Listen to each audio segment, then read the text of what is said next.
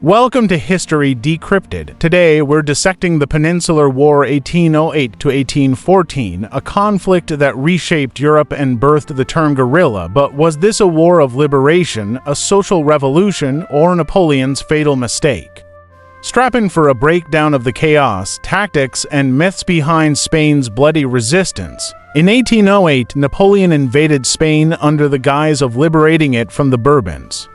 But his brother Joseph's coronation sparked rebellion. The Dos de Mayo uprising in Madrid ignited a war unlike any other, a mix of conventional battles and shadowy insurgency. For Spain, this wasn't just a fight against France. It was a civil war, Afrancesados pro-French collaborators versus patriotas, and a social explosion as peasants, clergy, and local warlords seized power vacuums. Enter the guerrillas, a decentralized, ferocious force that turned Napoleon's Spanish ulcer into a hemorrhage. Guerrillas weren't just farmers with pitchforks.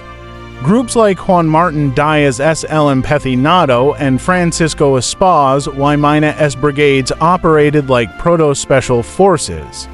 They sabotaged supply lines, crippling France's 150,000-strong army, used rugged terrain to ambush troops, then vanished, collaborated with Wellington's British-Portuguese forces, feeding intel via networks of Méclates local militias. But this was no romantic resistance. Guerrillas executed collaborators, French reprisals massacred villages, and banditry flourished. Historian Charles S. Dale calls it a war of extermination, a primal struggle for survival. Here's where historians clash. Did guerrillas win the war, or just distract France while Wellington did the real work? John Laurens Tone argues guerrillas tied down 75% of French troops, making occupation unsustainable.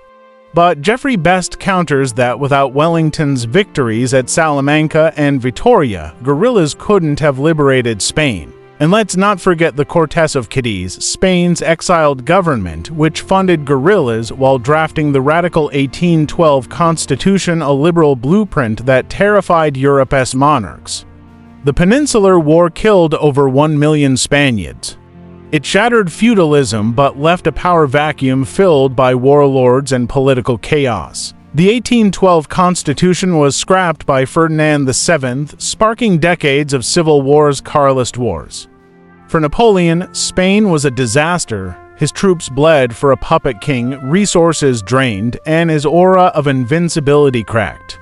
As historian Rory Muir notes, Spain taught Europe Napoleon could be beaten not just by armies, but by people. The Peninsular War isn't just history, it's a playbook for modern asymmetrical warfare.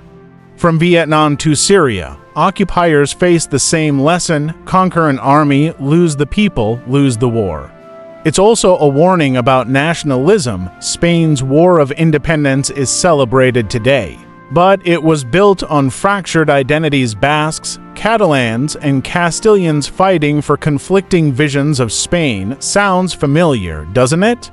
If this deep dive made you rethink people's wars, smash that like button, subscribe, and debate below. Were the guerrillas freedom fighters or anarchic warlords? Want more untangled histories? Hit the bell. Until next time, question the myths.